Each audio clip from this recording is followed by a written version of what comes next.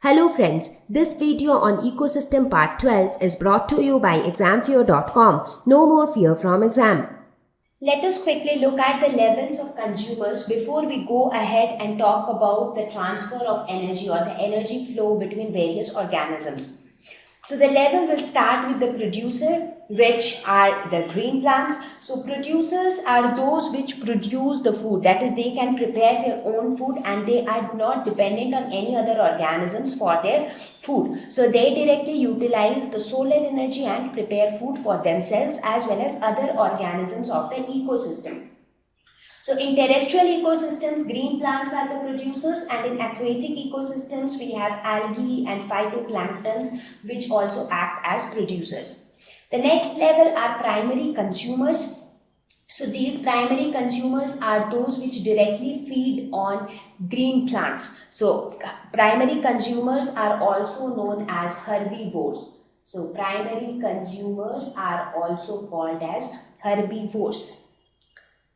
Next is example would be grasshopper. So here you can see these are the producers. Then you have the grasshopper, which is a herbivore, and then the next will be secondary consumer, that is those organisms which feed on primary consumers. So here you can see this is a carnivore. So this carnivore is also termed as, now carnivores can also be primary carnivore or secondary carnivore depending upon which organism it is feeding upon. So here in this case you can see the frog feeds upon the herbivore. So the frog is a primary carnivore in this case.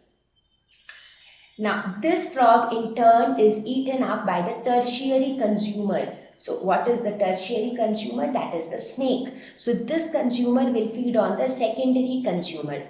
And these are also carnivores because this is also feeding on another animal. But this is a secondary carnivore. So basically this is herbivore. This is primary carnivore. This is secondary carnivore. Right? For example, the snake here is a tertiary consumer.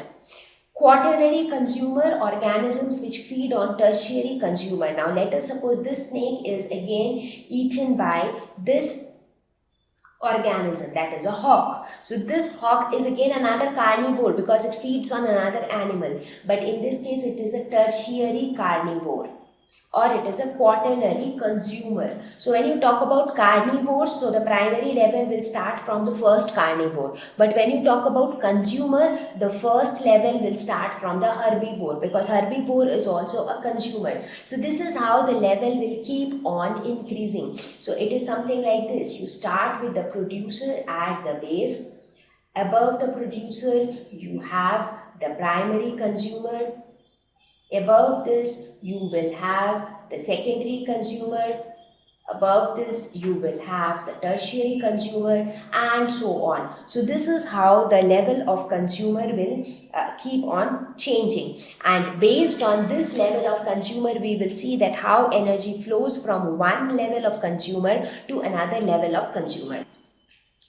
So finally comes the decomposer. So these were all the consumers. So first type was the producer, next was all the consumers, and finally the decomposers like bacteria and fungi which feed on the dead plants or animals. So the dead producers or consumers are eaten up by the decomposers.